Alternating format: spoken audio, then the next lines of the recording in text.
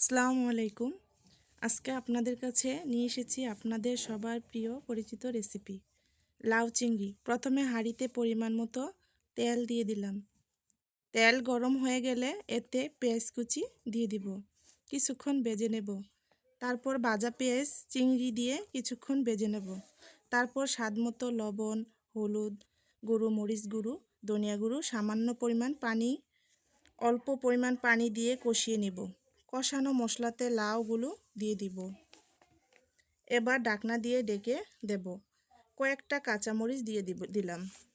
কিছুক্ষণ নাড়াচাড়া করে নেব। আমার এই লাউটি কচি ছিল, তাই আমি আলাদা করে পানি অ্যাড করি নাই। লাউ থেকে এমনিতেই পানি উঠেছে, আর এই পানিতে লাউটি সিদ্ধ হয়ে গেছে।